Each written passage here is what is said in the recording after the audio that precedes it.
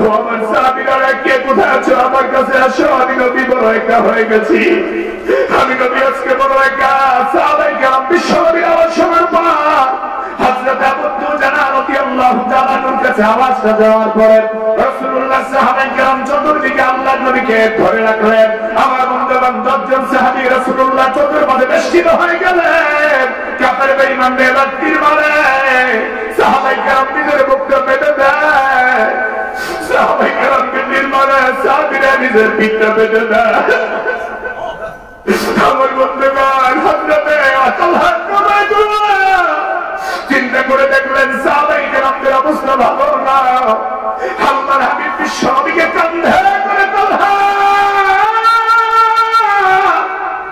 উহুদ পাহাড়ের উপর উঠে গেলেন সেই উহুদ পাহাড়ে বিছায় একটা পাথরের উপর আল্লাহর নবীকে শোয়া দিলেন আমার নবীর রক্ত মোবারক ঝরছে তার মোবারক শহীদ হয়ে গেছে 10 জন সাহাবী রাসূলুল্লাহকে বেশকিরে করার জন্য সামনে দাঁড়িয়ে আছে আমার বন্ধুগণ এমন সময় কাফের বেঈমানদের তীর বারবার আসতে লাগলো আমার ভাইরা সাহাবায়ে কেরাম এক এক করে কাফের বেঈমানদের বিরুদ্ধে মোকাবেলা করে করে শহীদ হয়ে যাচ্ছে আল্লাহর নবী সাহাবী তালহা ইবনে উবাইদুল্লাহ রাসূলকে ছেড়ে যায় না কেন আমার রাসূলকে যদি ছেড়ে দেয় কাফের বেঈমানদের যদি আমার রাসূলের উপর আঘাত করে তাহলে আমার নবী দুনিয়া থেকে বিদায় হয়ে যাবে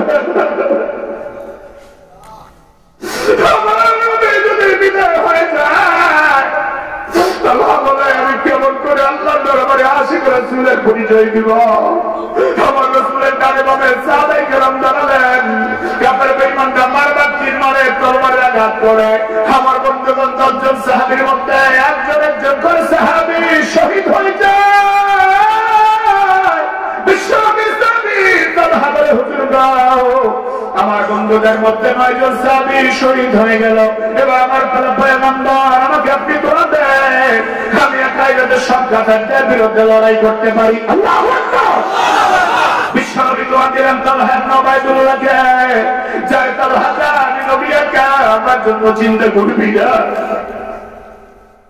আমার জন্য চিন্তা করবি না আমার জন্য চিন্তা করবি না তালহা তুমি একা একা যাও আল্লাহ তোমাকে এমন শক্তি দিবে কাফেরদেরকে হটিয়ে দিতে পারবা তালহা ইবনে উবাইদুল্লাহ তলোয়ার হাতে নিয়ে বিসমিল্লাহি আল্লাহু আকবার বলে কাফের বেঈমানদেরকে কচুকাটা করতে লাগলেন আমার বন্ধুগণ কাফের বেঈমানদের দলটা নিমিষের মধ্যে ছুটে গেল অনেক দূরে এমন সময় হযরত আবু বকর দৌড়ে আসলেন আমার নবী গো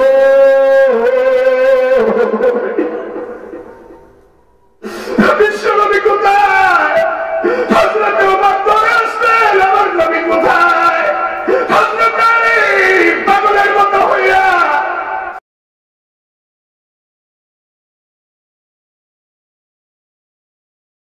ভাইরা বন্ধুগণ পবিত্র কোরআনে পাকের 114 সূরার মধ্যে হতে সিরিয়াল নাম্বার হিসেবে 3 নম্বর সূরা সূরা আলে ইমরান থেকে 31 এবং 32 নম্বর আয়াতে কারিমা আপনাদের সামনে তেলাওয়াত করেছি রাসূল পাক সাল্লাল্লাহু আলাইহি ওয়াসাল্লামের পবিত্র জবান থেকে বর্ণিত এক টুকরা হাদিস আপনাদের খেদমতে পেশ করেছি কথা বলার মতো শক্তি ইলম যোগ্যতা ইস্তেদাদ আমার নেই মহান মনিব আল্লাহ পাকের কাছে তৌফিক চাই যিনি সকল ইলমের মালিক সকল যোগ্যতার মালিক আপনাদের সকলের কাছে আন্তরিক পূর্ণ দোয়া চাই রব্বুল আলামিন যেন দয়া করে মেহেরবানি করে আমাদের বাস্তব জীবনের প্রয়োজনে হেদায়েতের উদ্দেশ্যে ইখলাসের সাথে গুরুত্বপূর্ণ প্রয়োজনীয় কিছু কথা সহজ সরল সবরের ভাষায় তার গোলামের কণ্ঠ দিয়ে বের করে দেন সকলে বলুন আমিন আমিন অত্যন্ত কষ্ট করে এলাকাবাসী যুব সমাজ আজকের এই সুন্দর তাফসীরুল কোরআন মাহফিলের ইন্তজাম করেছেন আয়োজন যারা করলেন সার্বিকভাবে সহযোগিতা যারা করলেন আপনারা যারা কোরআন কারীমের আলোচনা শোনার জন্য দীর্ঘ সময় পর্যন্ত আলোচনা শুনে ওদের আগ্রহে অপেক্ষমান আছেন আপনাদের সকল প্রান্তের অন্তঃস্থল থেকে আন্তরিক মোবারক শুভেচ্ছা জ্ঞাপন করছি পাশাপাশি মহান মনিব আল্লাহ পাকের দরবারে দোয়া করছি আল্লাহ পাক যেন আজকের এই মাহফিল কুশিলা করে আয়োজক বক্তা শ্রোতা আমাদের সকলকে জান্নাতুল ফেরদাউসের মেহমান হিসেবে কবুল করেন আল্লাহ যেন আজকের এই মাহফিল কুশিলা করে অত্র এলাকার জমিনে যত মুসলমান নরনারী কবরবাসী আছেন মহান আল্লাহ পাক যেন সকলের কবরের আযাবকে maaf করে দেন বলি আমিন আমিন কোরআনের মাহফিলে আসতে পেরে বসতে পেরে খুশি না বেজার খুশি আপনাদের কিন্তু বেজার বেজার মনে হচ্ছে জি না আমার বন্ধুগণ বৃষ্টিপাত অনেক জায়গায় হয়েছে। আলহামদুলিল্লাহ আজকে কোরআনের বরকতে, কোরআনের ইজ্জতে আল্লাহ পাক এই জায়গাটাকে বৃষ্টি থেকে হেফাজতে রেখেছেন।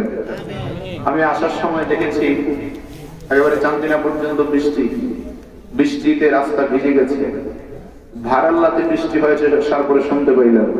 আপনাদের এই জায়গাটাকে আল্লাহ পাক হেফাজত করেছেন, কারণ সক্ষমতার মালিক কে? আর জোরে বলেন কে? এজন্য আমরা আজকের এই কোরআনের মাহফিল অনুষ্ঠিত হতে পেরে আমরা খুশি না বেজার? যদি খুশি হয়ে থাকি, খুশির আওয়াজটা জোরে সোরে চিৎকার করে বলি আল্লাহু আকবার। মুসলমানের আওয়াজকে আজকে দারাজ করতে হবে, কারণ কিছু কণ্ঠ আজকে বাংলাদেশে বাজে যারা ইসলামের আওয়াজকে নিচু করতে চায়, যারা কোরআনের আওয়াজটাকে নিচু করে দিতে চায়, নাস্তিকবাদ, মুরতাদ এবং বেঈমানদের মতদর্শকে প্রতিষ্ঠিত করতে চায়, বিশ্বনবীর আদর্শকে ভুলুণ্ঠিত করতে চায়। ঠিক কিনা বলেন? আমার বন্ধুগণ, আমাদেরকে ভুলে গেলে চলবে না। আমরা মুসলমান, নবীর উম্মত। মুসলমান নবীর উম্মত কখনো আল্লাহ এবং তার রাসূলের পথকে ছাড়তে পারে না। প্রয়োজনে জীবন দিবে, প্রয়োজনে ফাঁসির মঞ্চে যাবে, তারপর ইসলাম এবং কালিমাকে ছাড়তে পারে না। ঠিক কিনা বলেন? আমার বন্ধুগণ, সেজন্য আমাদেরকে আওয়াজ অব্যাহত রাখতে হবে, কারণ ঘরের মালিক যদি সজাগ থাকে, চোর যেমন চুরি করার সাহস পেতে পারে না, মুসলমানরা সজাগ থাকলেও বাতিল বেঈমানরা আমাদের ক্ষতি করতে পারবে না। এজন্য যুবকদেরকে আবার সতর্ক হতে হবে, যুব সমাজকে আবার জাগ্রত হতে হবে তারিক বিন জিয়াদের মতো, যুব সমাজকে আবার জাগ্রত হতে হবে মোহাম্মদ বিন কাসিমের মতো, যুব সমাজকে আবার জাগ্রত হতে হবে হযরত খালিদ বিন ওয়ালিদের মতো, যুব সমাজ মুসলমানদেরকে আবার জাগ্রত হতে হবে শাহজালাল শাহ ফরান শাহ মুজাদ্দিদি আমানি রাহমাতুল্লাহ আলাইহির মতো। ঠিক কিনা বলো? ইসলাম এবং মুসলমানদের বিরুদ্ধে যত ষড়যন্ত্র আসবে সব যেন ধূলিসাৎ হয়ে যায়। মুসলমানদেরকে জন্য সজাগ থাকতে হবে। রাস্তাঘাটে, দোকানপাটে, বাসা বাড়িতে যে সকল আল্লাহর বান্দারা চলে গিয়েছেন, আলহামদুলিল্লাহ অনেকে ফিরে এসেছেন, বাকিরাও যাতে ফিরে এসে যায়, একটি চমৎকার আলোচনা যদি আমি আপনাদের সামনে উপহার দিতে পারি, এজন্য কণ্ঠের আওয়াজ ছেড়ে তাদের হৃদয়কে ধাক্কা লাগিয়ে মুমিনের কণ্ঠে, ঈমানদারের কণ্ঠে সিংহের মতো আওয়াজ করে আরেকবার বলি আল্লাহু আকবার। আল্লাহ, তুমি আমাদের কণ্ঠকে, আমাদের জান মাল ইসলামের জন্য, দ্বীনের জন্য কবুল করো। যারা এদিক সেদিক আছেন, আল্লাহ পাক যেন অল্প সময়ের মাঝে সব ভাইকে জান্নাতের বাগানে আসার তৌফিক দান করেন। অত্যন্ত মনোযোগের সাথে নিরপেক্ষ মন নিয়ে আমরা পবিত্র কোরআন এবং সুন্নাহর আলোচনা শোনার চেষ্টা করব ইনশাআল্লাহ। আল্লাহ পাক যেন পবিত্র কোরআন এবং সুন্নাহর নূর আমাদের সকলের অন্তরে দান করেন, বলেন আমিন। বর্তমান পৃথিবীতে যত মানুষ আছে, মানুষের সংখ্যা আদমশুমারি হিসাবে প্রায় 700 কোটি। গোটা পৃথিবীতে মানুষের সংখ্যা হলো প্রায় 700 কোটি বা তার চাইতে বেশি। এই 700 কোটি মানুষের ভিতরে শুধুমাত্র 1% মানুষ কোন ধর্ম মেনে চলে না, আর বাকি 99% মানুষ ধর্ম পালন করে চলে। কেউ হিন্দু, কেউ বৌদ্ধ, কেউ খ্রিস্টান, কেউ চার। এভাবে পৃথিবীতে শিখ জাতি সহ বিভিন্ন জাতি উপজাতিতে বিভক্ত হয়ে আছে গোটা পৃথিবীর মানুষ। আমার বন্ধুগণ, যারা পৃথিবীতে ধর্ম মেনে চলেন তারা মনে করেন তাদের ধর্মটাই সঠিক, অন্য ধর্ম ভুল। অমুসলিম হিন্দু ভাইদেরকে জিজ্ঞেস করলে বলবে আমাদের ধর্ম তো সঠিক, কারণ বাপ-দাদারা করে এসেছে। খ্রিস্টানদেরকে প্রশ্ন করলে তারা বলবে আমাদের ধর্ম সঠিক। ইহুদিরা বলবে আমাদের ধর্ম সঠিক। এজন্য তারা প্রমাণ স্বরূপ আল্লাহ পাককে ডাকেন, আল্লাহর উপাসনা করেন, আল্লাহকে ডাকেন ঈশ্বর বলে, হরে নাম বলে, ভগবান বলে, মাস্টার বলে, ফাদার বলে, গড বলে। আল্লাহকে বিভিন্ন নামে তারা ডাকেন এবং আল্লাহ পাকের সাথে শরীক স্থাপন করে তারা আল্লাহর সান্নিধ্য পেতে চান। এই জন্য কোন অমুসলিম ভাই মৃত্যুবরণ করলে তার কবরের উপরে লেখা থাকে, তার শ্মশান ঘাটে লেখা থাকে স্বর্গীয় নরেন্দ্র চন্দ্র দাস। তার মানে উনি মরে গেছেন আর মনে হয় বেহেশতে চলে গেছেন।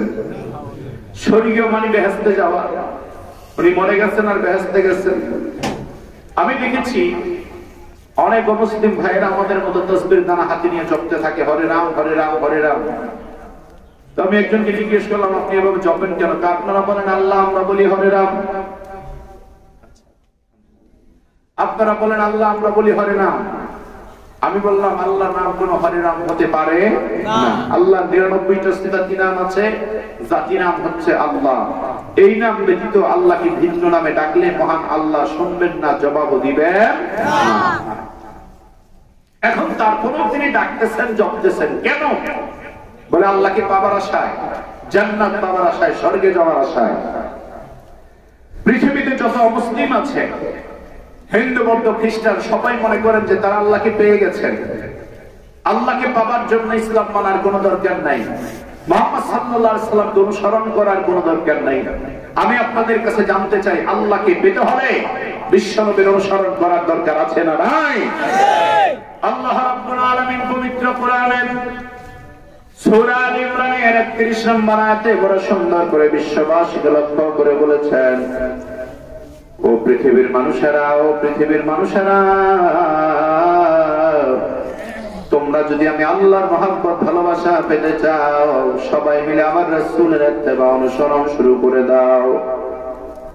আল্লাহ রাব্বুল আলামিন সূরা আল ইমরানের 31 নম্বর আয়াতে তার হাবিবকে লক্ষ্য করে বলেন, বিসমিল্লাহির রহমানির রহিম।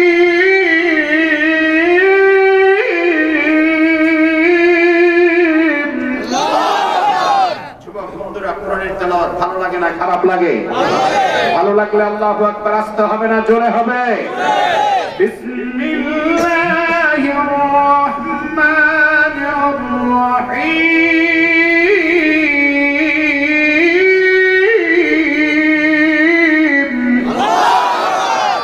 قُلْ إِن كُنتُمْ تُحِبُّونَ اللَّهَ فَاتَّبِعُونِي يُحْبِبْكُمُ اللَّهُ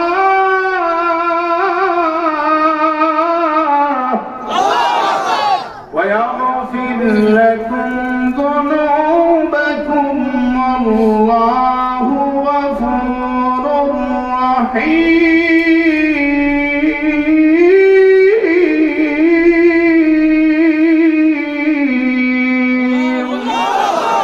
আল্লাহ রাব্বুল আলামিন বলেন, قُلْ إِن كُنتُمْ تُحِبُّونَ اللَّهَ। ও নবী, আপনি পৃথিবীর সব মানুষদেরকে বলে দেন, ইন কুনতুম তুহিব্বুনাল্লাহ, যদি তোমরা আল্লাহর মহব্বত ভালোবাসা পেতে চাও, ফাত্তাবিউনি, সবাই মিলে আমার রাসূলের অনুসরণ অনুকরণ শুরু করে দাও। তাহলে আল্লাহ ওয়াদা দিয়েছেন, হাবিব ইউহিব্বুকুমুল্লাহ, যারা আপনার রাসূলের ইত্তেবা শুরু করবে, অনুসরণ অনুকরণ শুরু করবে, আমি আল্লাহ এক নম্বরে ওয়াদা দিলাম, ইউহিব্বুকুমুল্লাহ, অবশ্যই তোমাদেরকে আমি আল্লাহ ভালোবাসবো। ওয়া ইয়াগফির লাকুম যুনুবাকুম, এবং তোমাদের গোটা জিন্দেগীর সমস্ত গুনাহ আমি আল্লাহ ক্ষমা করে দেব। সুবহানাল্লাহ। আল্লাহ রাব্বুল আলামিন বলেন, আল্লাহু গফুরুর রহিম, নিশ্চয়ই মহান আল্লাহ ক্ষমাশীল এবং দয়ালু। এই আয়াত থেকে আল্লাহ তাআলা বিশ্ববাসীকে লক্ষ্য করে বোঝাতে চান, ও পৃথিবীর মানুষেরা, তোমরা যদি আমি আল্লাহকে পেতে চাও, তাহলে দুনিয়ার কাউকে অনুসরণ করার মাধ্যমে আমাকে পাবা না। আমাকে পেতে হলে আমার বন্ধু নবীর মাধ্যমেই আমি আল্লাহকে তোমরা পেতে হবে। বিশ্ব নবীর অনুসরণের মাধ্যমে আল্লাহকে পাওয়া যাবে। এই জন্য আল্লাহ তাআলা কালিমায়ে তাওহীদকে দুই অংশে ভাগ করেছেন। এক অংশে আল্লাহ তাআলা তাওহীদ রাখলেন, আর এক অংশে আল্লাহ রিসালাত রাখলেন। কেউ যদি বন্ধু কালিমায়ে তাইয়্যিবা পাঠ করেন, লা ইলাহা ইল্লাল্লাহু মুহাম্মাদুর রাসূলুল্লাহ, কালিমায়ে তাইয়্যিবা পাঠ করলে এক অংশ পড়লো আর এক অংশ পড়লো না, তাকে কখনো মুসলমান বলা যেতে পারে না? কথা বলেন না কেন? যেতে পারে না। এক অংশ পাঠ করলে আর এক অংশ পড়লো না, তাকে মুসলমান বলা যাবে না। আমার বন্ধুগণ, আবার দুই অংশ বললো কিন্তু অন্তর দ্বারা স্বীকৃতি দিল না, আমলে পরিণত করল না, বাস্তবায়ন রাসূলের আদর্শকে মেনে নিল না, তাকেও তেমন মুসলমান বলা যেতে পারে না। তার বাস্তব প্রমাণ হলো, বাংলাদেশের একজন বড় লেখক ছিলেন ভাই গিরিশচন্দ্র সেন, কোরআনের অনুবাদ করেছেন, বাংলা অনুবাদ। অসংখ্যবার কালিমায়ে তাইয়্যিবা পাঠ করেছেন, কোরআনের আয়াত অসংখ্যবার পড়েছেন। কোরআনে কারীমের আয়াত পড়ার পরেও তাকে মুসলমান বলা যায় না, মুসলমান বলা যায় না। অনেক মুসলিম ভাইরা আমাদের দেশে আছেন যারা আমাদের মতো কোরআন শরীফের সূরা পড়তে পারে, সূরা পড়ার দ্বারা মুসলমান বলা যাবে না। আমার বন্ধুগণ, শুধু তাই নয়, আমাদের দেশের অনেক মুসলিম ভাইরা আছেন যারা আমাদের মতো কালিমা পাঠ করতে পারেন, কালিমায়ে শাহাদাত পড়েন। কালিমা শাহাদাত 1 লক্ষ বার 1 কোটি বার পড়লেও তাকে মুসলমান বলা যাবে না। কারণ বন্ধু, যতক্ষণ বিশ্বনবীর অনুসরণ না করবে, কালিমা 1000 বার কোটি বার পড়লেও মুসলমান হতে পারবে না, ঠিক কিনা? বিশ্বনবীর অনুসরণ ছাড়া কখনো কাউকে মুসলমান বলা যেতে পারে? আল্লাহর হাবিবের তাআত ছাড়া কখনো আল্লাহর জান্নাতও পাওয়া যাবে না। বিশ্বনবীর অনুসরণ ছাড়া কখনো আল্লাহকে পাওয়া যেতে পারে না। আমার বন্ধুগণ, মক্কার যারা কাফের ছিলেন, আবু জাহেল, আবু লাহাব, উতবা, শাইবা, ওয়ালিদ ইবনে মুগীরা, ওরা কিন্তু আল্লাহর প্রতি আস্থাশীল ছিলেন, আল্লাহর প্রতি তাদের বিশ্বাস ছিল। কিন্তু বন্ধু, তাদের মধ্যে একটাই অভাব ছিল, ওরা আল্লাহর হাবিবকে মানতে পারে নাই, রাসূলের আদর্শ মানতে পারে নাই। সব তারা মেনেছে, কিন্তু আল্লাহর হাবিবকে তারা মানতে পারে নাই। মক্কার কাফের বেঈমানরা তো ভালো কাফের ছিল আমি মনে করি, কারণ তারা আল্লাহকে মানতেন। আল্লাহ রাব্বুল আলামিন পবিত্র কোরআনে বড় সুন্দর করে তাদের সাক্ষী পেশ করেছেন। যদি মক্কার কাফেরদেরকে প্রশ্ন করা হতো, বলো মক্কার কাফেররা আকাশ এবং জমিন কে বানিয়েছে, তারা জবাব দিয়ে বলতেন মহান আল্লাহ বানিয়েছে, মহান আল্লাহই বানিয়েছেন। আল্লাহ রাব্বুল আলামিন সেই কথা বড় সুন্দর করে কোরআনে পাকে কোট করে নিয়েছেন। ওয়ালা সালতাহুম মান খালাকাস সামাওয়াতি ওয়াল আরদ লা ইয়াকুলুন্না আল্লাহ।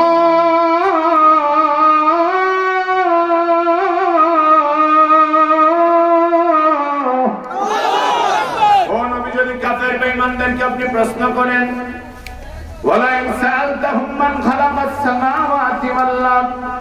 যদি আপনি মক্কার কাফের বেঈমানদেরকে প্রশ্ন করেন, বলো মক্কার কাফেররা আকাশ জমিন কে বানিয়েছে, অবশ্যই তারা জবাব দিয়ে বলবেন আকাশ জমিনের মালিক কে? সবাই আওয়াজ করে বলেন কে? যদি আপনারা কথা না বলেন তাহলে আমার কথা বের হবে না, কারণ মরা মানুষের সামনে আর কবরস্থানে তো ওয়াজ করা যায় না। আমার সাথে জবাব দিতে হবে, আওয়াজ করে বলেন আকাশের মালিক কে? জমিনের মালিক কে? বিশ্ব জগতের মালিক কে? আমি তো বলি মক্কার কাফেররা ভালো কাফের ছিল, ওরা আল্লাহর প্রতি আস্থাশীল ছিল। আর বাংলাদেশের কিছু নাস্তিক পাওয়া যায় মুসলমানের ঘরে জন্ম নিয়ে আল্লাহকে বিশ্বাস করে না। মুসলমানের ঘরে জন্ম নিয়ে যারা আল্লাহকে মানেন, আল্লাহকে বিশ্বাস করে না, তারা আবু জাহেলের চাইতে বড় নিকৃষ্ট কাফের হয়ে গেছে। মুসলমানের ঘরে জন্ম নিয়ে তাসলিমা নাসরিন, দাউদ হায়দার, কবির চৌধুরী, এইভাবে মাথা মোটা মুরগি চোরা শাহরিয়ার কবির সহ আমাদের দেশের যত নাস্তিক আছে সবগুলি আবু জাহেলের চাইতে নিকৃষ্ট কাফেরে পরিণত হয়েছে, ঠিক কিনা বলে?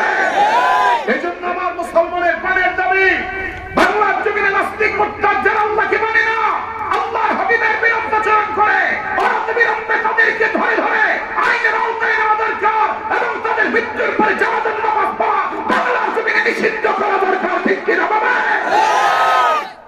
মুসলমান আমাদেরকে ভুলে গেলে চলবে না। এই দেশটা শাহজালালের দেশ, এই দেশটা শাহপুরান সরকার মতানি রহমতুল্লাহ আলাইহির দেশ, এই দেশটা উদানির কার ইব্রাহিম রহমতুল্লাহ আলাইহির দেশ, এই দেশটা সিরাজ নাসরউদ্দিন রহমতুল্লাহ আলাইহির দেশ, এই দেশ আল্লামা শাইখুল হাদিস আল্লামা আজিজুল হক রহমতুল্লাহ আলাইহির দেশ, লক্ষ কোটি পীর আউলিয়া কেরামের দেশ বাংলাদেশ। সুতরাং বাংলাকে যারা ইসলাম নিয়ে বাংলারি করবে, আমরা প্রকাশ্য তাদেরকে বলে দিতে চাই, তোমাদের যদি বাংলাদেশ ইসলাম ভালো না লাগে, বাংলাদেশ ছেড়ে চলে যাও। তোমাদের মতো নাস্তিকদের কাছে আমরা বাংলাদেশ ছেড়ে দিব না, ঠিক কি না? কে বলেন? কারা কি আছেন? আল্লাহকে দেখা।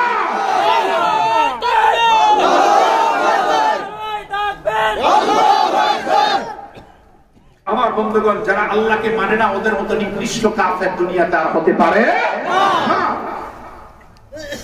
আল্লাহ রাব্বুল আলামিন পবিত্র কোরআনে অন্য জায়গায় ইরশাদ করেছেন, ও নবী, যদি কোন মুনাফিক মারা যায়, কোন নাস্তিক যদি মারা যায়, আপনি রাসূল তাদের জানাজার নামাজ পড়বেন না।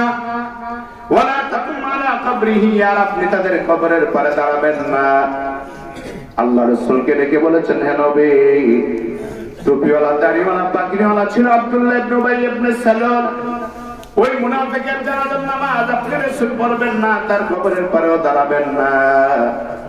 আপনি যদি 70 বার তাদের জন্য ক্ষমা প্রার্থনা করেন, মহান আল্লাহ মুনাফিককে কখনো ক্ষমা করবে না। সেই জন্য আমার বন্ধুগণ, আমরা দেখি বাংলাদেশে যত নাস্তিক মারা যায়, আল্লাহকে গালি দেওয়ার পরেও তার জানাজা বাংলাদেশে হয়। তবে বন্ধ হয় ঠিকই, যারা জানাজা পড়ে ওরা ওযুর নিয়ম জানে না, যারা পড়ায় তারাও জানে না। শাহবাগে এক নাস্তিক বলেছিল, আল্লাহ যদি শাহবাগে আসেন আল্লাহকে ফাঁসিতে ঝুলায় দিবে।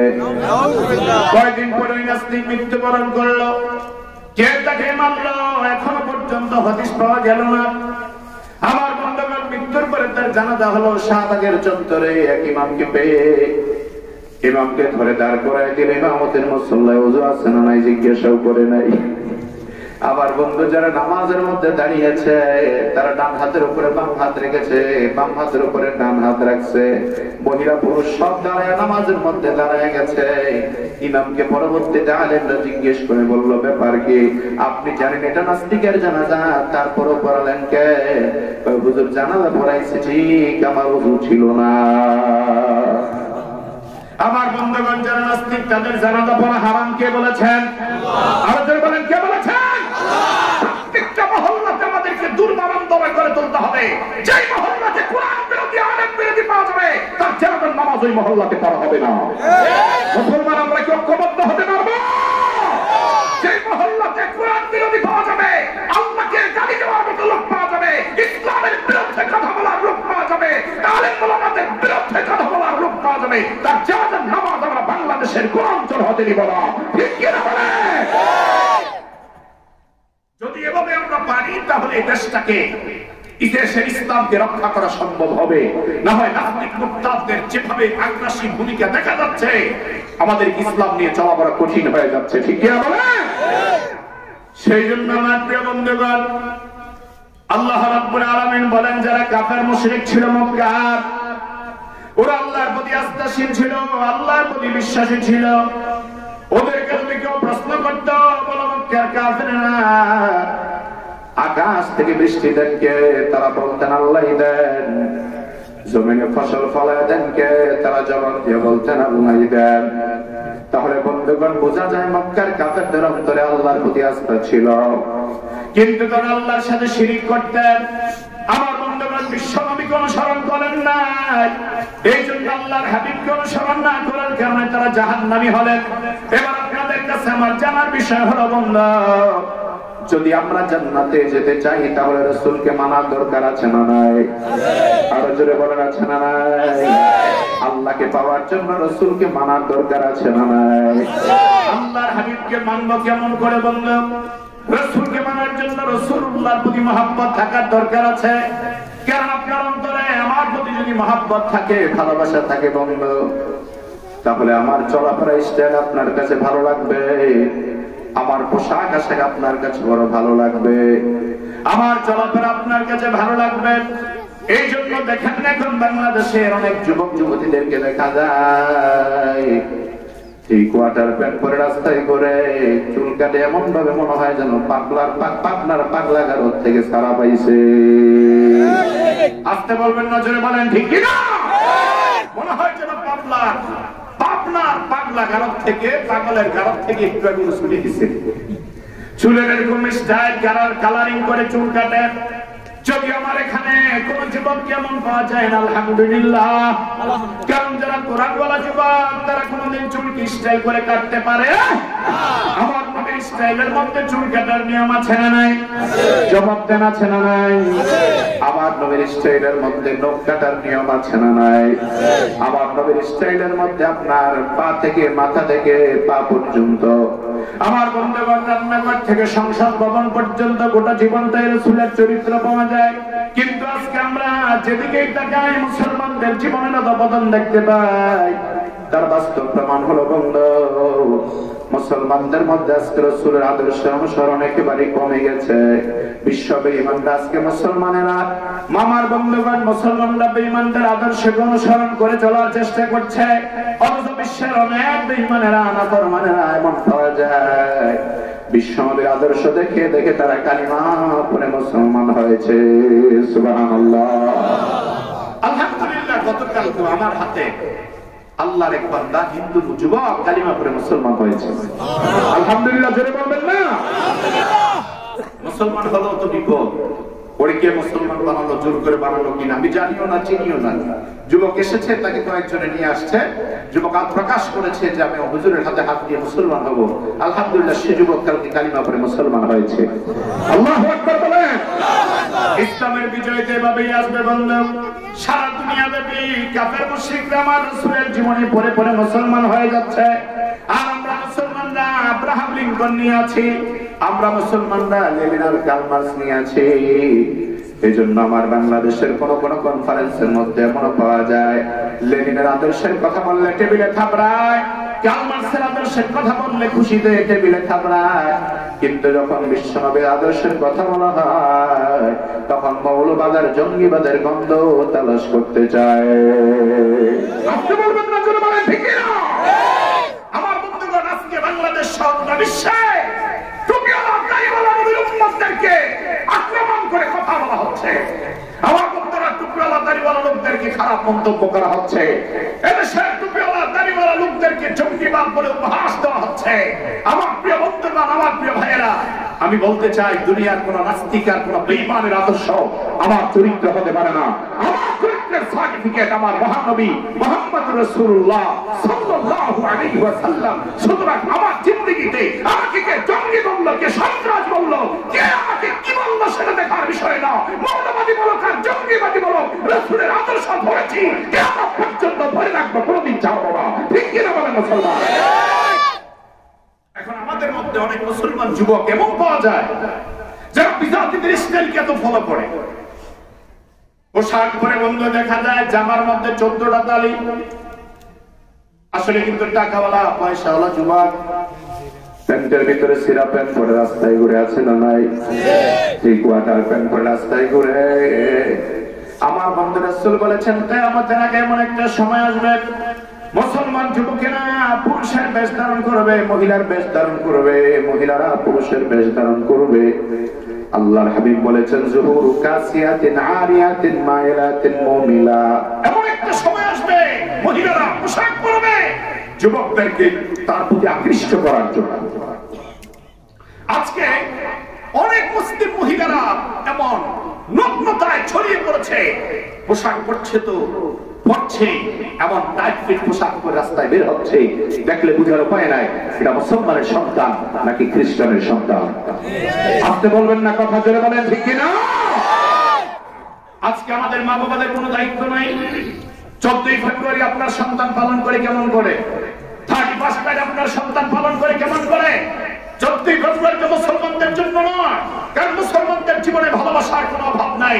একদিন ঘটা করে ভালোবাসা পালন করতে হবে, এমনটা ইসলাম আমাদেরকে শিক্ষা দেয় নাই। কারণ আমরা যদি ভালোবাসতে চাই আমাদের আল্লাহকে ভালোবাসতে হবে, আমরা যদি ভালোবাসতে চাই আমার রাসূলকে ভালোবাসতে হবে, আমরা যদি ভালোবাসতে চাই আমাদের মা বাবাকে ভালোবাসতে হবে, আমরা যদি ভালোবাসতে চাই জীবনের 24 ঘন্টায় আমাদের স্ত্রী সন্তানদেরকে ভালোবাসতে হবে। ঠিক কিনা বলে? কিন্তু 14ই ফেব্রুয়ারি পালন করতে হবে কেন?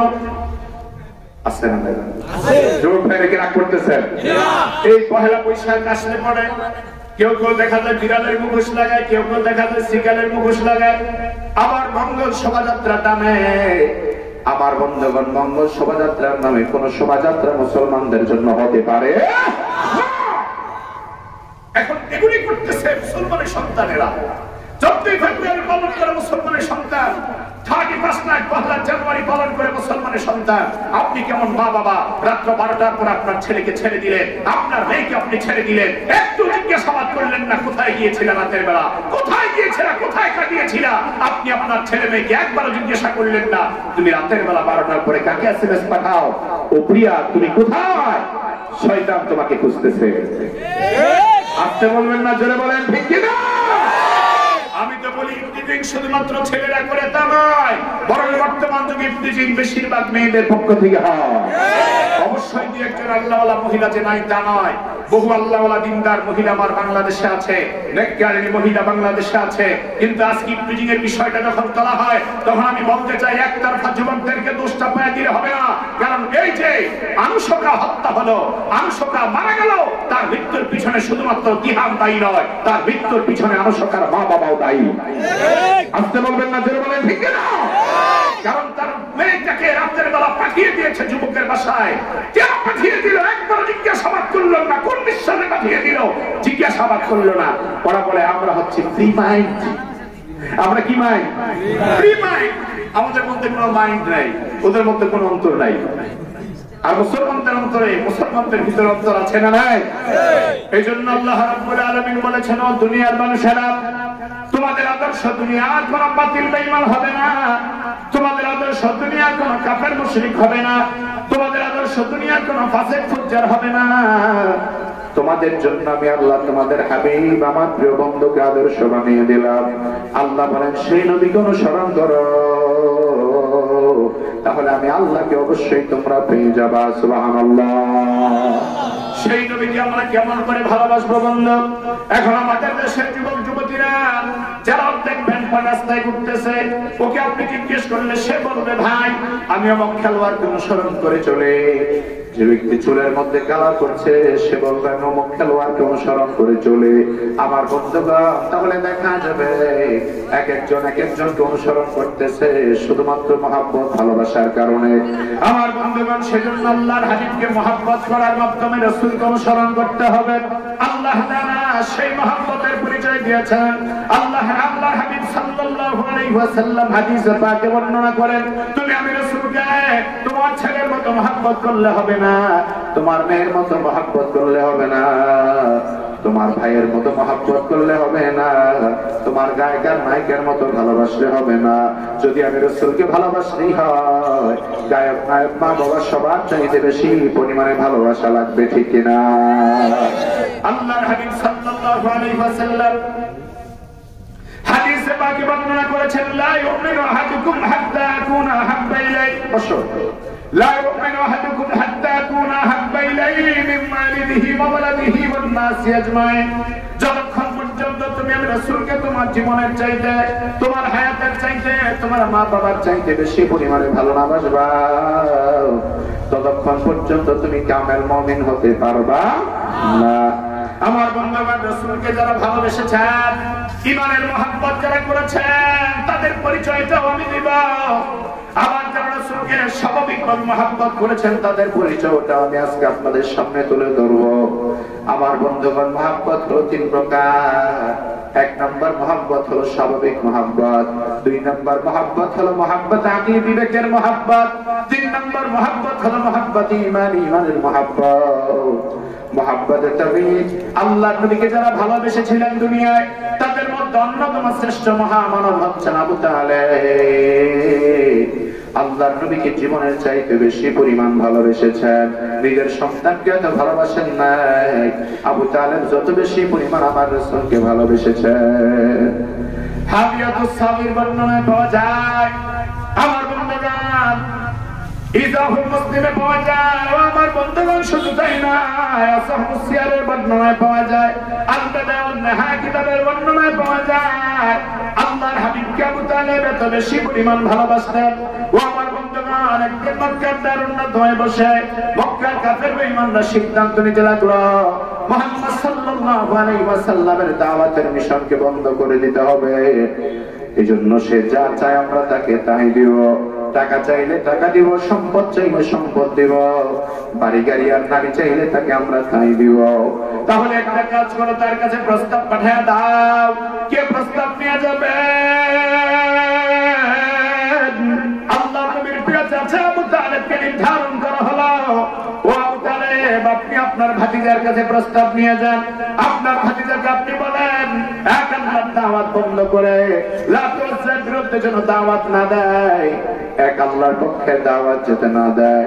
আপনি আপনার ভাতিজাকে বলেন, যদি মক্কার ক্ষমতা চায় বাইতুল্লাহর চাবি তার হাতে তুলে দিব।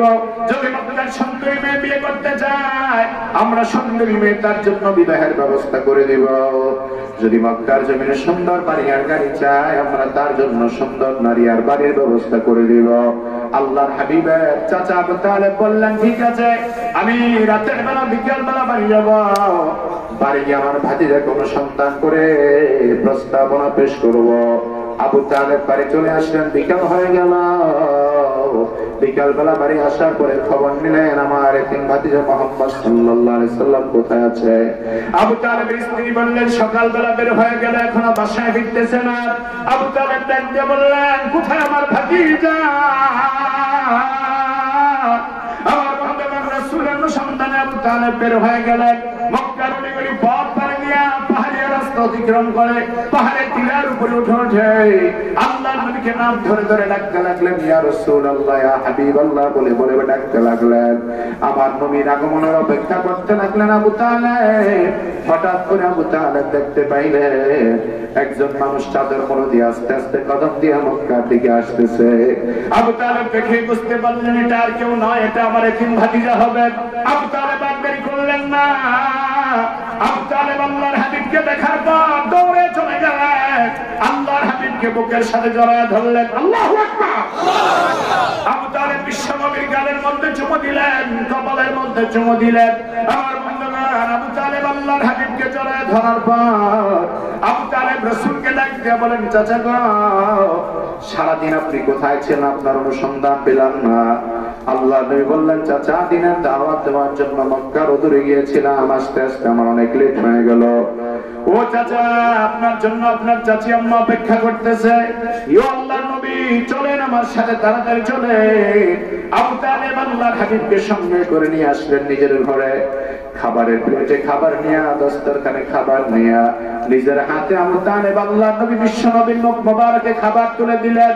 খাওয়া দাওয়ার পর্ব শেষ করার পর আবু তালেব ডাক দিয়ে বলল, হে মুহাম্মদ সাল্লাল্লাহু আলাইহি ওয়াসাল্লাম, আমি আপনার ভবিষ্যৎ নিয়ে কখনো ভাবি নাই, কিন্তু এখন আমাকে ভাবা লাগবে, কারণ মক্কার চতুর্দিকে আপনার দুশমনে পরিণত হয়ে গিয়েছে। সুতরাং দুশমন যত বেড়ে গেছে নবী, আপনাকে এখন থেকে সংযম হতে হবে, আরো বেশি সতর্ক চলতে হবে। আল্লাহ নবী বললেন, চাচা কি সমস্যা হয়েছে? বলে, মক্কার কাফের বেঈমানরা সব আপনার উপরে চড়াও হয়ে আছে। মক্কার কাফের বেঈমানরা আপনার উপরে এমন চড়াও হয়ে আছে, আপনাকে যেখানে পাবে সেখানেই মনে হয় মারবে। আমার নবী ডাক দিয়ে বলেন, চাচা অপরাধটা কি? বলে, এক আল্লাহর দাওয়াত কেন আপনি দেন? বিশ্ব নবী ডাক দিয়ে বললেন, চাচা বলেন আসল কথা। আবু তালেব বললেন, ভাতিজা, এই মক্কার জমিনে আপনার মা নাই, আপনার বাবা নাই, আপনার দাদা নাই। এই মক্কার জমিনে দিনের দাওয়াত দিতে গিয়া যদি আপনি কাফের বেঈমানদের দ্বারা আক্রান্ত হন, আপনার মা নাই, আপনার মা দৌড়ে যেতে পারবে না। আপনার বাবা দুনিয়া বেঁচে নাই, আপনার বাবা দৌড়ে যেতে পারবে না। আমি আবু তালেব হয়তো একদিন দুনিয়া বেঁচে থাকবো না, আপনাকে সাহায্য করার মতো কেউ থাকবে না। তখন আপনি রাস্তায় দাঁড়ায় দাঁড়ায়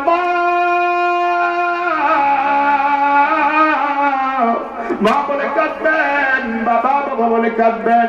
তখন আপনার মা জরুরি ধরে আসবে না, আপনার বাবা ধরে আসবে না। মক্কার জমিনে আপনার উপর নির্মম নির্যাতন করবে কাফের বেঈমানেরা। এর চাইতে চিন্তা করে দেখেছি, তারা একটা শান্তি প্রস্তাব দিয়েছে। বলে, কি প্রস্তাব দিয়েছে? বলে, তারা বলেছে, যদি আপনি ইসলাম ধর্মের এক আল্লাহর দাওয়াত বন্ধ করে দেন, আপনি যা চান আপনাকে তাই দেওয়া হবে। বাইতুল্লাহর চাবি চাইলে ক্ষমতা কালকে সকালে আপনার হাতে দেওয়া হবে। মক্কার জমিনে সুন্দরী নারী বিয়ে করতে চাইলে তার ব্যবস্থা করা হবে। যদি আপনি দুনিয়ার জমিনে সবচেয়ে ভালো জিনিস চান, সেটার ব্যবস্থা করা হবে। আল্লাহর হাবিব কথাটা শোনার পর চাচাকে ডাক দিয়ে বললেন, চাচা তারা কি শর্ত দিয়েছে? বলে, শর্ত হলো একটা, এক আল্লাহর দাওয়াত তোমাকে বন্ধ করে দিতে হবে। বিশ্ব নবী সঙ্গে সঙ্গে বসা ছিলেন, বসা থেকে দাঁড়ায় গেলেন। সিয়ারের বর্ণনায় পাওয়া যায়, আল বেদায়ুন নিহায়ার বর্ণনায় পাওয়া যায়, বিশ্ব নবী শাহাদাত আঙ্গুলটা ইশারা করে বললেন, চাচা, ও প্রাণের চাচা গো, যদি আমার এক হাতে কাফের বেঈমানরা চন্দ্র তুলে দেয়, আরেক হাতে যদি সূর্য তুলে দেয়, তারপর আমি বিশ্ব নবী এক আল্লাহর দাওয়াত কোনোদিন বন্ধ করব না। আমার বর্তমান আল্লাহর হাবিব স্পষ্ট মন্তব্য জানায় দিলেন। আবু তালেব কিছুটা রাগ করার কথা, মন খারাপ করার কথা, কারণ চাচা হিসাবে ভাতিজার ভালোর জন্য প্রস্তাবনা পেশ করেছিল।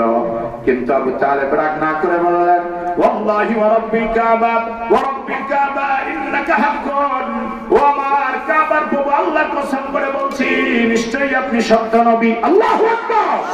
নিশ্চয়ই আপনি সত্য নবী, কোনো সন্দেহ নাই। তোমার দাওয়াতের কাজ তুমি চালিয়ে যাও, যত রকম সাহায্য লাগে সব সাহায্য আমি আবু তালেব তোমাকে করব। পরের দিন দারুন নাদওয়ায় চলে গেলেন আবু তালেব। বক্কার আবু জাহেল, আবু লাহাব, উতবা, শায়বা, ওলীদ ইবনে মুগিরা কাফের বেঈমানরা জিজ্ঞেস করলেন, ওলীদা কি খবর নিয়ে আসলেন? আবু তালেব বললেন, খবর বেশি ভালো নয়, এক আল্লাহর দাওয়াত বন্ধ করার জন্য প্রস্তাবনা পেশ করেছিলাম। আমার ভাতিজা বলেছে তোমরা যদি এক হাতে চন্দ্র দাও আর এক হাতে সূর্য দাও, তারপর এক আল্লাহর দাওয়াত বিশ্বনবী বন্ধ করবে না। কাফের আবু জাহেল ফেঁসে গেল, রাগ করে ফেলল। আবু জাহেল বলে, তাহলে এখন থেকে অ্যাকশন চলবে, ডাইরেক্ট অ্যাকশন। তোমার ভাতিজাকে যেখানে পাবো সেখানে অত্যাচার করবো, যেখানে পাবো সেখানে আঘাত করবো। ও আমার বন্ধু, আপনাদের কাছে জবাব চাই, আল্লাহর নবী কি খারাপ চরিত্রের মানুষ ছিলেন নাকি? জোরে বলেন, আল্লাহর নবী কি খারাপ চরিত্রের লোক ছিলেন নাকি? আমার নবী কি খারাপ মানুষ ছিলেন নাকি? তাহলে আমার নবীকে মারবে কেন, আঘাত করবে কেন?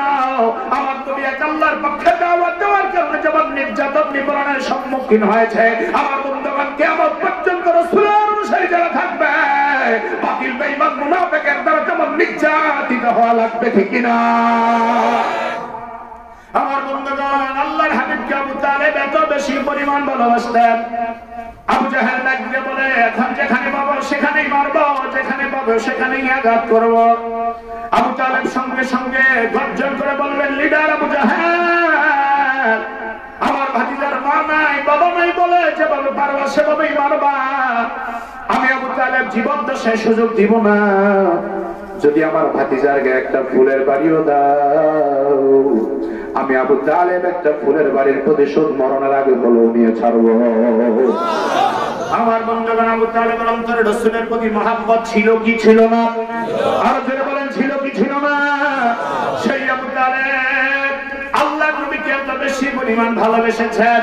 আমার বন্ধুগণ, 3 বছর পর্যন্ত শিয়াবে আবি তালেব নামক পাহাড়ের গুহায় আল্লাহর হাবিবের সাথে জেলবন্দি জীবন কাটিয়েছেন, রাসূলের যেন কোনো কষ্ট না হয়। সেই আবু তালেবের ইন্তেকালের সময় যখন হয়ে যায়, আবু তালেব লোকজনকে বললেন, আমার ভাতিজার খবর দাও, আমার মরণের আগে, ইন্তেকালের আগে আমার ভাতিজার চেহারা মুবারক একটু দেখে যেতে চাই। আল্লাহর নবী দৌড়াইয়া খবর পায়া চাচার শিওরে বসে বললেন, চাচা গো, এই মক্কার জমিনে আপনি ছাড়া আমাকে আশ্রয়দাতা আর কেউ নাই। এই মক্কার জমিনে আপনি আমার ডানে বামে সামনে পিছনে ঢালের মতো ছিলেন চাচা। যদি আপনি বিদায় হয়ে যান আমি বড় একা হয়ে যাব। ও চাচা, সারা জীবন আমাকে কোলে পিঠে করে মানুষ করলেন, নিজের হাতে খাওয়ালেন, নিজের হাতে ঘুম পাড়ালেন, রাতের বেলা বুকে নিয়ে আমাকে ঘুমিয়েছিলেন। আপনি আমার চাচা জাহান্নামী হয়ে কবরে যাবে, এটা আমি অন্তত হতে দিব না। ও আমার চাচা, শুধুমাত্র একটা বার কালিমাটা আমার কানে কানে আওয়াজ করে শোনায় দেন, আমি রাসূল আপনার সাথে ওয়াদা দিলাম সবার আগে আপনাকে সুপারিশ করে জান্নাতে নিব। আবু তালেব কালিমা পড়বেন কি পড়বেন না চিন্তা করতে লাগলেন, ভাবতে লাগলেন। এমন সময় আবু জাহেল অন্য কানের ঘোরা আওয়াজ নিয়ে কয়, এই লিডার আবু তালেব, সারা জীবন ভর বাপ দাদার ধর্মের উপর অটল ছিলেন, অবিচল ছিলেন। এখন যদি মৃত্যুর সময় মুহাম্মাদের ধর্ম গ্রহণ করে যান, মানুষ আপনাকে মৃত্যুর পরে গাদ্দার বলে ডাকবে, মুনাফিক বলে ডাকবে। সুতরাং আপনি আপনার বাপ দাদার মিল্লাতের উপরে মৃত্যুবরণ করেন। আবু তালেব জবাব দিয়ে বললেন, ভাতিজা, তোমাকে আমি ভালোবাসি, আমি ভালোবাসি, কলিজাটা ছিঁড়ে দেখাইতে পারবো। তোমার জন্য আমার কলিজার ভালোবাসা ভরপুর হয়ে আছে, কিন্তু আমি তোমার ঈমান গ্রহণ করতে পারলাম না, তোমার উপর ঈমান আনতে পারলাম না, তোমার আদর্শ গ্রহণের স্বীকৃতি দিতে পারলাম না। সঙ্গে সঙ্গে বিশ্বনবী আল্লাহর দরবার 2 হাত তুলে দিলেন, আল্লাহকে ডাক দিয়ে বলেন, মালিক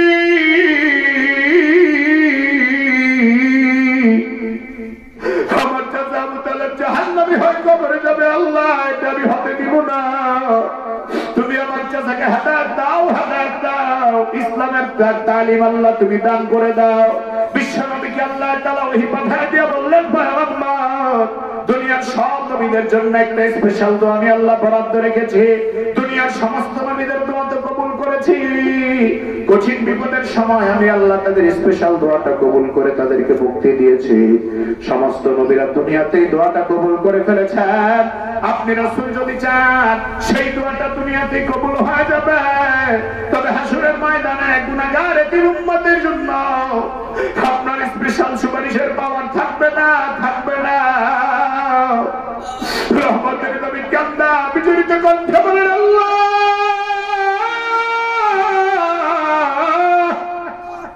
আমার চাচা আমার আপন নয়, আমার গুনাহগার এতিম উম্মত আমার আপন। আমার গুনাহগার এতিম উম্মতের যেদিন কেউ থাকবে না রে আল্লাহ, সেদিন আমি আমার এতিম উম্মতের পাশে দাঁড়াবো। ওই স্পেশাল সুপারিশের পাওয়ার আখিরাতের জন্য রেখে দিলাম।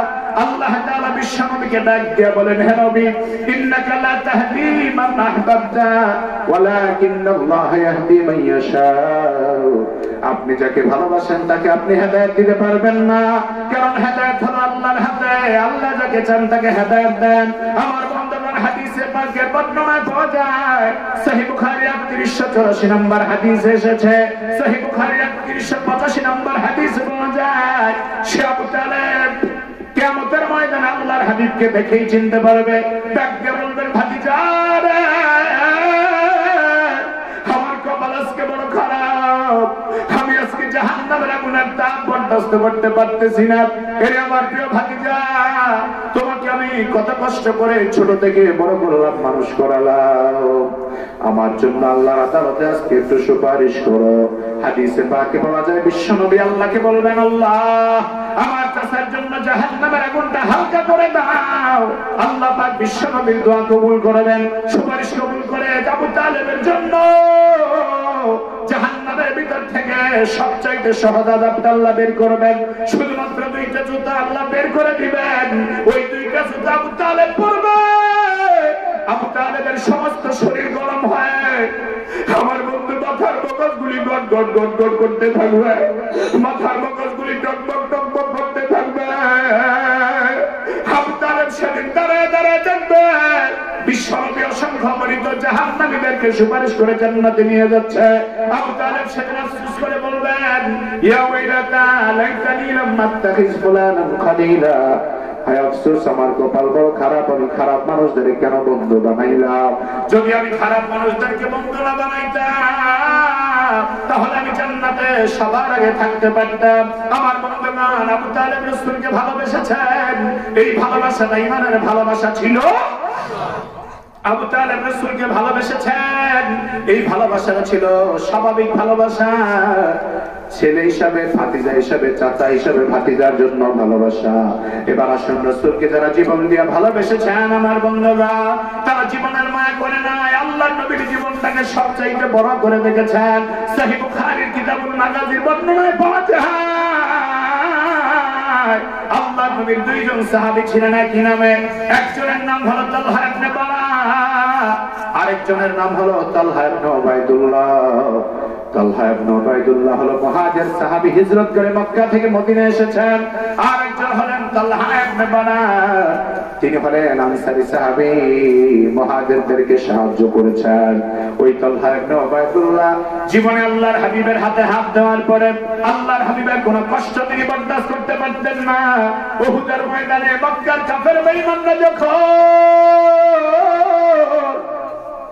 আমার নবী, আপনার নবী, বিশ্ব নবীর পিঠ মোবারকে যখন নাকি তীর নিক্ষেপ করে দেয়, আল্লাহর নবীর চেহারা মোবারকের উপর যখন তীর নিক্ষেপ করে দেয়, বল্লম নিক্ষেপ করে দেয়, আবু কামিয়া নামের বেঈমান যখন আমার নবীর মাথা বরাবর লোহার হেলমেট বরাবর যখন নাকি বল্লমের আঘাত করে, বিশ্ব নবীর লোহার হেলমেট ভেঙে আমার বন্ধুগণ লোহার করে রাসূলুল্লাহর মাথার ভিতরে ঢুকে যায়।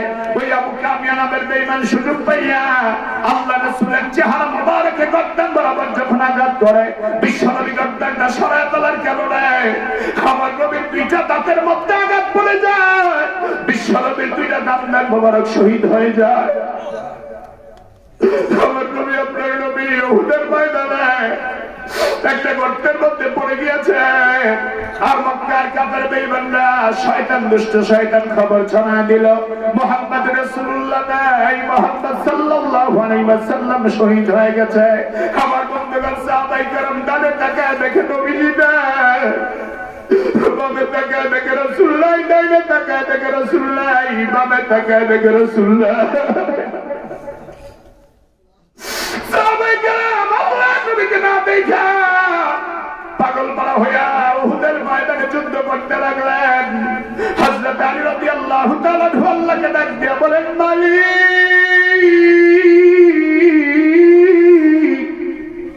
আমাদের উপর অসন্তুষ্ট হইয়া তোমার রাসূলকে আমাদের থেকে তুলে নিও না।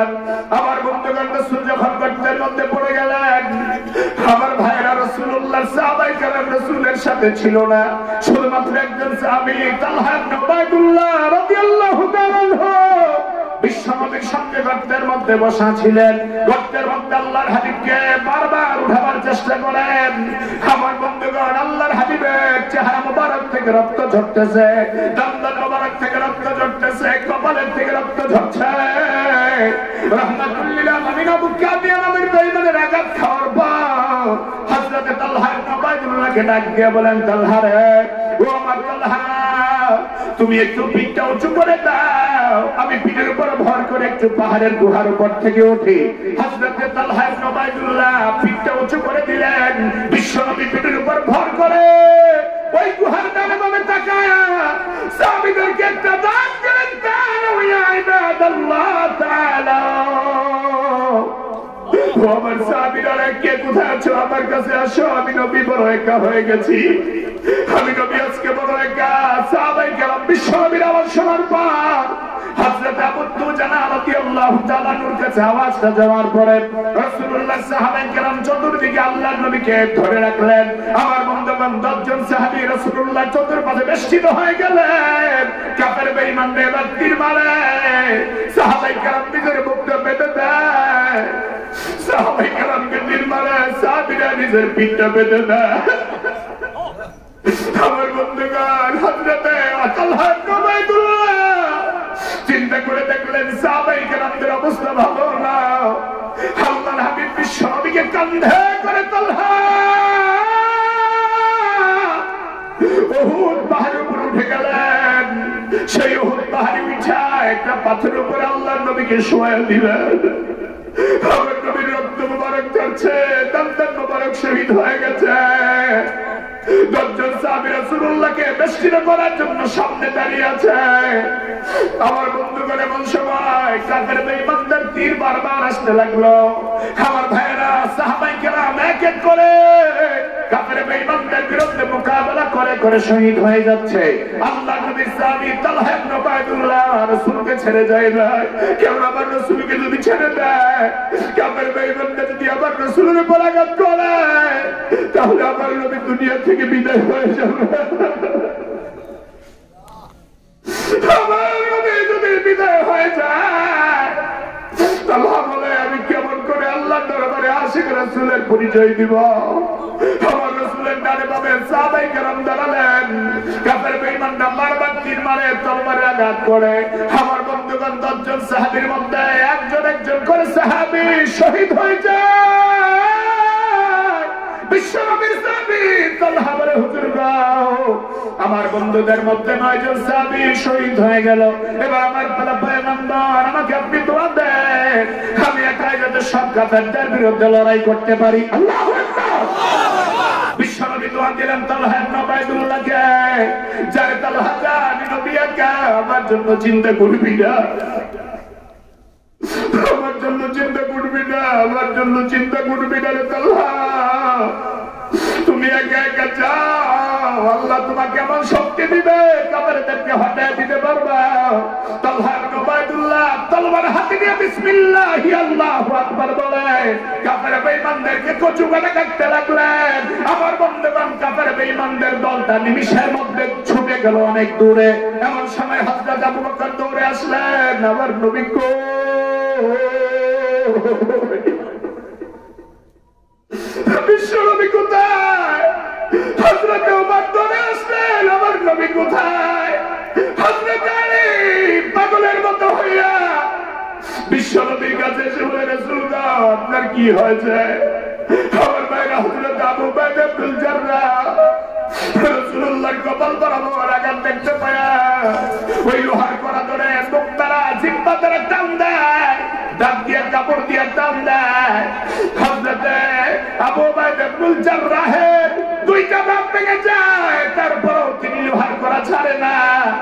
এই জন্য ছাড়ে না কারণ রাসূল যদি একবারে যদি লোহার কড়া খুলতে না পারে, আমার রাসূল কষ্ট পাবে বেশি। এই জন্য সাহাবী লোহার কড়া টান দিয়ে ধরেছে, কাপড় দিয়ে ধরেছে, আর সাহাবী লোহার কড়া ছাড়ে নাই।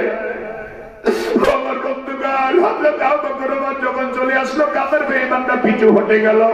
আল্লাহর নবী এমন সময় তাকায় বলে, আবু বকর রে, আমার কি অবস্থা জানার দরকার নাই?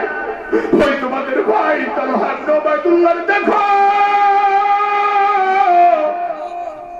তালহা ইবনে উবাইদুল্লাহর পিঠে বুকে তীরের পরে তীর বেঁধে আছে। সাহাবায়ে কেরাম হযরত তালহা ইবনে উবাইদুল্লাহর দিকে তাকায় দেখলেন, তালহা ইবনে উবাইদুল্লাহর পিঠে একটা নয় দুইটা নয় 70টার উপরে বেশি তীর বিদ্ধ হয়ে আছে। ডান দিকে বেঈমানরা তীর মেরেছে, তালহা বুকটা ডান দিকে পেতে দিয়েছে।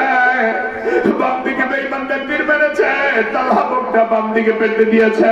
তালহা ইবনে উবাইদুল্লাহ জীবনের সর্বক্ষণে আল্লাহ নবীকে ছাপিয়ে দেওয়ার জন্য চেষ্টা করেছে। আমার নবী সাহাবীদেরকে ডাক দিয়ে বলে, সাহাবীরা আমি রাসূল আজকে তোদেরকে সাক্ষী করে বললাম, আমার এই সাহাবী তালহা আজকে থেকে জান্নাতি হয়ে গেল। আমি বিশ্ব নবী আমার মুখের মধ্যে আমার জবান দিয়ে তারা জান্নাতি বলে ঘোষণা দিয়ে দিলাম। আমার বন্ধুগণ, সাহাবায়ে কেরাম রাসূলকে জীবনের চাইতে বেশি পরিমাণ ভালোবেসেছেন। আমার ভাইয়েরা, হযরত আবু উবাইদা ইবনুল জাররাহ রাদিয়াল্লাহু তাআলা আনহু বলেন, বদরের যুদ্ধ হয়েছিল। বদরের যুদ্ধে আল্লাহর নবী আমাদেরকে আদেশ দিয়েছেন। আল্লাহর হাবিব আদেশ দেওয়ার পর বদরের যুদ্ধের ময়দানে আল্লাহর হাবিব বলেছেন, আজকের এই যুদ্ধ বাবার বিরুদ্ধে সন্তানের হবে, সন্তানের বিরুদ্ধে বাবার হবে। হযরত আবু উবাইদা বলেন, আমি প্রথমে জিহাদের ময়দানে গিয়ে আমার বাবাকে দেখলাম, কিন্তু চিন্তা করলাম বাবা মানুষ কেমন করে হত্যা করব। কিন্তু আমার বন্ধুগণ, হযরত আবু উবাইদা বলেন, আমি বাবাকে দেখে তলোয়ার চালাইলাম না, কিন্তু আমাকে বাবা দেখে তলোয়ারি চালায় দিল। আমি সঙ্গে সঙ্গে তলোয়ারি আবার উল্টা পিঠ করে বাবার ঢাল হাতে করে ধরে বাবার আঘাতকে ঠেকা ফেললাম। তালহা ইবনে উবাইদুল্লাহ বলেন, হযরত আবু উবাইদা ইবনুল জাররাহ রাদিয়াল্লাহু তাআলা আনহু বলেন, আমি আমার ঢাল হাতে নিয়ে আমার বাবার গর্দানে আঘাত করলাম। বাবা পুরো মানুষ আমার আঘাত সহ্য করতে পারে নাই, জায়গায় মৃত্যুবরণ করেছে। আমার বন্ধুগণ, সাহাবায়ে কেরাম তো জীবনের চাইতে আল্লাহর নবীকে বেশি ভালোবেসেছে, মা বাবার চাইতে বিশ্ব নবীকে বেশি ভালোবেসেছেন। বদরের যুদ্ধের পরে হযরত আবু বকর রাদিয়াল্লাহু তাআলা আনহুর বাবা, আমার বন্ধুগণ, সুপ্রসিদ্ধ তাফসীরের বর্ণনা অনুযায়ী হযরত আবু বকর রাদিয়াল্লাহু তাআলা আনহুর বাবা আবু কুহাফা তিনি মুসলমান হয়ে গিয়েছিলেন। ওই মুসলমান হওয়ার পরে আমার বন্ধু একদিন হযরত আবু বকরের সাথে বসে বসে আলাপ করতেছেন। হযরত আবু বকরের বাবা আবু কুহাফা ডাকতে বলে, আবু বকর, বদরের যুদ্ধে আমি কিন্তু তোমাকে দেখেছিলাম, কিন্তু তুমি আমার সন্তান, এজন্য তোমার গায়ে আমি অস্ত্র চালাই নাই। হযরত আবু বকর ডাক দিয়ে বলে, বাবা গো, আপনি আমার সন্তান বলে, আপনি আমার বাবা বলে আপনার গায়ে অস্ত্র চালাইতাম না, বিষয়টা এমন না। কাবার কবে আল্লাহর কসম করে বলি, বদরের যুদ্ধে যদি আমি আপনাকে দেখতাম, আমি আবু বকর আপনার গর্দানে ছুরি চালায় দিতাম। আমার বন্ধুগণ, আল্লাহর নবীকে ভালোবাসতে হবে সবকিছুর চাইতে বেশি, ঠিক না? আরেকজন তালহা হলো হযরত তালহা ইবনে বারা রাদিয়াল্লাহু তাআলা আনহু, আনসারী সাহাবী। নতুন যুবক, নতুন কিশোর, মাত্র 13-14 বছর বয়স। রাসূলের কাছে এসে বলেন, ইয়া রাসূলুল্লাহ, হুজুর আমাকে আপনি কালিমা পড়ায় দেন, মুসলমান বানায় দেন। উনি আনসারী সাহাবী, উনি হিজরত করে মদিনায় আসেন নাই, বরং মদিনায় আসার পরে মদিনার জমিনে যত আনসারী এসেছেন, মুহাজির এসেছেন, তাদেরকে সাহায্য করেছেন। আল্লাহর নবী ডাক দিয়ে বলেন, তালহা ইবনে বারা, তালহাকে কালিমা পড়ায় দিলাম। বিশ্ব নবীর হাতে হাত দিয়ে তালহা ইবনে বারা মুসলমান হয়ে গেল। ওই মুসলমান হয়ে যাওয়ার পর তালহা ইবনে বারা ডাক দিয়ে বলে, রাসূল গো, এই মাত্র কালিমা পড়লাম, মুসলমান হয়ে গেলাম, এবার আমার দায়িত্বটা কি আমাকে একটু বুঝায় বলেন। রাসূল ডাক দিয়ে বলে, আমার তলোয়ারটা হাতে নিয়ে যাও, তোমার বাবার গর্দানটা কেটে নিয়ে আসো। অসুবিধা হচ্ছে? আমার গর্দানটা তলোয়ার নিয়ে যাও, তোমার বাবার গর্দানটা কেটে নিয়ে আসো। আমার বন্ধুগণ, আল্লাহর হাবিব যখন এমন অর্ডার করলেন, তালহা ইবনে বারা রাদিয়াল্লাহু তাআলা আনহু আল্লাহর হাবিব সাল্লাল্লাহু আলাইহি ওয়াসাল্লামের হাত থেকে তরবারিটা হাতে নিয়ে বাবার গর্দান কাটার জন্য রওনা হলেন। বাবার গর্দানটা কেটে ফেলবেন, দৌড় দিলেন বাবার গর্দান কাটার জন্য। বিশ্বনবী ডাক দিয়ে বলেন, সাহাবীরা আমার তালহাকে ধরো। আমার তালহা তো এমন পাগলা তালহা, আমার তালহা না জানি তার বাবার গর্দানটা কেটে আমার সামনে নিয়ে আসে। আমার বন্ধুগণ, আমার নবী তো কোন সন্তানের মাধ্যমে বাবার গলা কাটার জন্য আসে নাই, ঠিক না? কিন্তু তালহা ইবনে বারাকে বলেছেন, হযরত তালহা ইবনে বারা ইমানের পরীক্ষাটা নেওয়ার জন্য হযরত তালহা ইবনে বারা দৌড় মারলেন বাবার গর্দান কাটার জন্য। বিশ্বনবী সাহাবীদেরকে বলেন, সাহাবীরা আমার তালহাকে ধরে আমার কাছে নিয়ে আসো। হযরত তালহা ইবনে বারাকে ধরে রাসূলুল্লাহর সামনে হাজির করে দিলেন। আল্লাহ নবী ডাক দিয়ে বলেন, তালহা তুমি শোনো, আমি নবী তোমার বাবার গর্দান কাটতে বলেছি। আসলে তোমার বাবার গর্দান কাটানো আমার উদ্দেশ্য নয়, আমার উদ্দেশ্য ছিল তুমি আমাকে কত ভালোবাসো এটা দেখার জন্য তোমার বাবার গর্দান কাটার হুকুম আমি বিশ্বনবী দিয়েছিলাম। আসলে তোমার বাবার গর্দান কাটতে হবে না, তুমি গোল্ডেন এ প্লাস পেয়ে গেছো। আল্লাহু আকবার। ওই তালহা ইবনে বারা রাসূলুল্লাহর দরবারে আসেন যান। আমার বন্ধুগণ, রাসূলের পিছনে নামাজ পড়ে। হঠাৎ করে একদিন রাতের বেলা হাদিসে পাকে পাওয়া যায় হযরত তালহা ইবনে বারা রাদিয়াল্লাহু তাআলা অসুস্থ হয়ে পড়লেন। আমার বন্ধুগণ, এমন প্রচন্ড জ্বর উঠে গেল তালহা ইবনে বারার গায়ে। আল্লাহর হাবিব সাল্লাল্লাহু আলাইহি ওয়াসাল্লামকে খবর দেওয়ার জন্য আপনজনরা বললেন, তার মা বাবা তার আপনজনরা তার মাথার পাশে বসে তালহাকে ডাকতে বলেন, তালহা ও তালহা ইবনে বারা, তুমি না তোমার রাসূলকে সবচাইতে বেশি ভালোবাসো। তোমার যদি রাতের মধ্যে ইন্তেকাল হয়ে যায়, তোমার রাসূল তার তোমাকে দেখতে পারলো না, তুমিও তোমার রাসূলকে দেখতে পারলো না। সুতরাং তোমার রাসূলকে সংবাদ দেই, রাতের মধ্যে যেন রাসূল তোমাকে দেখতে আসে। হযরত তালহা ইবনে বারা ডাক দিয়ে বললেন, আমার আপনজনেরা, আমার রাসূলকে রাতের বেলা আসার জন্য খবর দেওয়ার দরকার নাই। আমার রাসূল যদি সকালবেলা জানতে পারে রাতের মধ্যে যদি আমার মৃত্যু হয়ে যায়, সকালবেলা ফজরের নামাজের সময় আমার রাসূলকে গিয়ে আমার খবরটা বলে দিবা, আমার শেষ সালাম রাসূলের কাছে পৌঁছে দিবা। আমার বন্ধুগণ, লোকজন অবাক হয়ে জিজ্ঞেস করলো, তালহা তুমি রাসূলের জন্য এত পাগল পারা, তোমার ইন্তেকালের সময় রাসূল তোমার পাশে থাকবে, তাই তো স্বাভাবিক। আপন মানুষকে পাশে রাখতে চায়, তুমি তোমার প্রিয় বন্ধু প্রিয় হাবিবকে সামনে রাখতে কেন চাও না? তালহা ইবনে বারা বলে, শোনো, আল্লাহর হাবিবের হুজরা মুবারক থেকে আমার বাড়ি পর্যন্ত আসতে একটা ইহুদিদের বস্তি পড়ে। ওই ইহুদিদের বস্তির মাঝখান দিয়ে আল্লাহর নবী যদি আমার বাড়িতে আমাকে দেখতে আসে, আর ইহুদিরা যদি আল্লাহর নবীকে আক্রমণ করে, আমার রাসূলের যদি কোনো ক্ষতি হয়ে যায়, আমি তালহাকে আমাদের ময়দানে আল্লাহ দরবারে কি জবাব দিব? এই জন্য আমি রাতের বেলা রাসূলকে আসতে বলি না। যদি রাতের বেলা আমার মালিক আল্লাহ আমারে ডাক দেয়া দেয়, ও যুবক ভাইরা, কত যুবক তো মারা যায়, ও আমার বন্ধুগণ, কত যুবক কত বড় মারা যায়। তবে সেই মরণটা কত ভালো মরণ, যে মরণের আগে রাসূলকে সালাম দেওয়া যায়। ওই মরণটা কতই ভালো মরণ, যেই মরণটা যায় না মাঝে মরণ হয়। ওই মরণটা কতই ভালো মরণ, যেই মরণটা রাসূলুল্লাহর রওজা পাকের জিয়ারতে হয়, ঠিক না? হযরত তালহা ইবনে বারার এই কথা শোনার পরে লোকজন অপেক্ষা করতে লাগলেন। হযরত তালহা ইবনে বারার সাকরাতের তুফান শুরু হয়ে গেল, শ্বাসগুলি বড় বড় হতে লাগলো। মুহূর্তের মধ্যে তালহা ইবনে বারা ইন্তেকাল করলেন।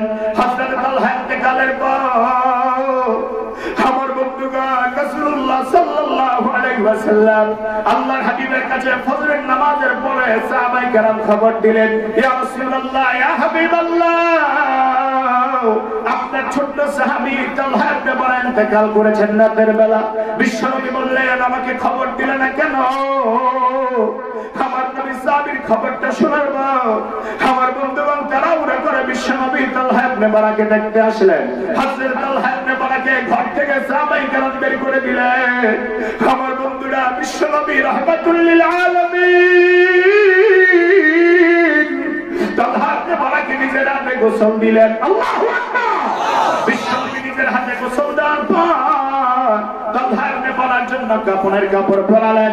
আমার বন্ধুগণ, কাপড়ের কাপড় পরাবার পর বিশ্বনবী বললেন, সাহাবীরা, জানাজার জন্য এলান করে দাও। আসসালাতু আলাল জানাজা। জানাজার এলান হয়ে গেল। সমস্ত সাহাবায়ে কেরাম জানাজার কাতার লাইন ধরে দাঁড়ায় গেলেন। বিশ্বনবী রাহমাতুল লিল আলামিন নিজের হাতে নিজে ইমামতি করে জানাজার নামাজ পড়ালেন। জানাজার নামাজটা পড়াবার পর তালহা ইবনে বারাকে যখন কবরস্থ করা হয়, আমার বন্ধুগণ, হযরতে তালহা ইবনে বারাকে কবর দেওয়ার পর আমার নবী তালহা ইবনে বারার কবরের দিকে তাকায় তাকায় চোখের পানি ছাড়তে লাগলেন। সাহাবায়ে কেরাম দেখতে পায় বিশ্বনবী কাঁদেন। সাহাবায়ে কেরাম আল্লাহর নবীর সাথে কাঁদতে লাগলেন। একটু পরে আমার নবী দুটি হাত আসমানের দিকে তুলে ধরলেন, আল্লাহর দরবারে দোয়া করলেন। দোয়াটা শেষ করার পরে বিশ্বনবী হাসতে লাগলেন। আল্লাহু আকবার। সাহাবায়ে কেরাম অবাক হয়ে প্রশ্ন করলেন, হুজুর গো, আপনার সাহাবী তালহাকে কবর দেওয়ার পরে আপনি কাঁদলেন, তারপরে আবার দোয়া করলেন, মুনাজাত করলেন, আবার হাসতে লাগলেন।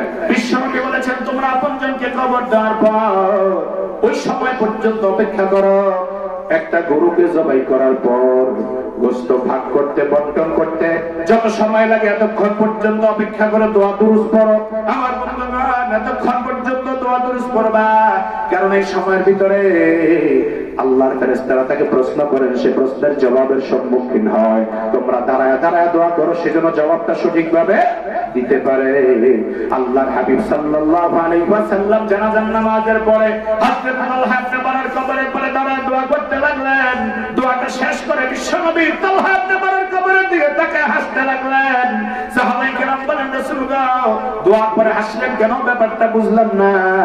আমার রাসূল ডাক দিয়ে বলে, সাহাবীরা, আমার তালহা রাসূলের এত পাগল ছিল, আমার তালহা রাসূলের এত মহব্বতের প্রেমিক ছিল, আমার তালহা এত ভালোবাসার মানুষ ছিল রে সাহাবীরা। আমি রাসূলের কষ্ট হবে বলে রাতের বেলা আমাকে মৃত্যুর খবর দিতে নিষেধ করেছে। আমি রাসূল তাকে বললাম, তার বাবা সন্তান কাটার জন্য, বাবার কল্লা কাটার জন্য চলে গিয়েছে আমার তালহা। ওরে আমার সাহাবীরা, আমি তালহা আমার তালহার উপর খুশি হয়ে গেলাম। আমি আল্লাহর কাছে ফরিয়াদ করে বললাম, আল্লাহ গো, আমি দেখতে চাই মুহূর্তে তুমি আমার তালহার কবরের দিকে তাকাও। যেরকম আল্লাহু আকবার। আমি চাই এই মুহূর্তে তুমি আমার তালহার কবরের দিকে তাকাও। আমার তালহার কবরের দিকে তাকায়া তুমি আমার তালহাকে দেখে আসো। আমার তালহাও যেন তুমি আল্লাহকে দেখে হাসতে থাকে। সাহাবায়ে কেরামকে ডাক দিয়ে বলেন, সাহাবীরা, আমি বিশ্বনবী আমার মুজিজার চোখে দেখতে পাচ্ছি। আমার আল্লাহ আমার তালহার দিকে তাকায় হাসতেছে, আমার তালহাও আমার আল্লাহর দিকে তাকায় হাসতেছে। আমার প্রিয় বন্ধুগণ, এই জন্য জীবনকে সাজাতে হলে রাসূলের রঙে। কার রঙে? কথা বলেন, কার রঙে? মাথার চুল কাটতে গেলে লাল নীল করে কাটবো না। ও আমার বন্ধু, জীবনে ওয়াদা করি আর 5 ওয়াক্ত নামাজ ছাড়বো না। আমার বন্ধুগণ, মা বাবাকে কষ্ট দিব না। মরণের কথাকে স্মরণ করে জীবনটাকে পরিবর্তন করার চেষ্টা করি। আমার ভাইরা কষ্ট হচ্ছে? উঠা বসা করছেন, দুই একজন ইস্তেঞ্জার হাজত হতে পারে। যা কিছু আছে সব নিয়ে বসে থাকতে হবে। কয়েক মিনিটের কথা চলবে ইনশাআল্লাহ। কষ্ট হবে না তো? যারা বলেন কষ্ট হবে? নারে তাকবীর। আল্লাহ আমাদের সবাইকে কবুল করুক বলি আমিন। এই যে ছাতক পাখি নিয়ে বসে আছেন, আল্লাহ রাসূলের মহব্বত আমাদের অন্তরে আছে না নাই? রাসূলের ভালোবাসা আছে না নাই? তাহলে রাসূলের মহব্বতের প্রমাণ দিয়ে মুনাজাত পর্যন্ত থেকে আমরা একসাথে বিদায় হব ইনশাআল্লাহ। মনে রাখবেন, আপনি যদি আপনার মা বাবার জন্য দোয়া না করে চলে যান, আপনার সন্তানরা আপনার জন্য দোয়া করবে না। আপনি যদি আপনার মা বাবার জন্য দোয়া করে যান, আপনার সন্তানরা আপনার জন্য দোয়া করে যাবে। এজন্য বলতেছিলাম, সাহাবায়ে কেরাম রাসূলকে ভালোবেসেছেন, ইমানের ভালোবাসা। জীবনের চাইতে বেশি ভালো নামাজতে পারলে ইমানদার হওয়া যাবে না। এজন্য আল্লাহর হাবিবের সুন্নাত পালন করার ক্ষেত্রে যদি কোনো বেঈমান আমাদেরকে কটাক্ষ করে কথা বলে, তুমি কথায় তোমার পরে যদি বলে জঙ্গিবাদী মৌলবাদী, আমরা বলবো তোদের কথা তোদের কাছেই থাক, আমরা রাসূলুল্লাহর সুন্নাত নিয়ে বেঁচে থাকতে চাই। ঠিক কি না বলে? যদি আল্লাহ নবীর সুন্নাতের সাথে আমাদের সম্পর্ক হয়, আচ্ছা বলেন তো ইস্তেঞ্জায় গেলে রাসূলের সুন্নাত আছে না নাই? ইস্তেঞ্জায় গেলে ঢিলাকুলুপ করার দরকার আছে না নাই? ঢিলাকুলুপ ব্যবহার করবেন, পবিত্রতা অর্জন করবেন। এই যে আজকে বিজ্ঞানীরা বলতেছে মাস্ক ব্যবহার করেন, হ্যাঁ, তারপরে হ্যান্ড স্যানিটাইজার দিয়ে হাত ধোয়া করেন। আমি বলি সবচেয়ে শ্রেষ্ঠ বিজ্ঞানী হচ্ছে মুহাম্মদ রাসূলুল্লাহ সাল্লাল্লাহু আলাইহি ওয়াসাল্লাম। রাসূল বলেছে তোমরা ঘুম থেকে ওঠার পর আগে হাত ধোও, খাওয়ার আগে হাত ধোও, তারপরে খাওয়া শেষ করে হাত ধোয়া করো।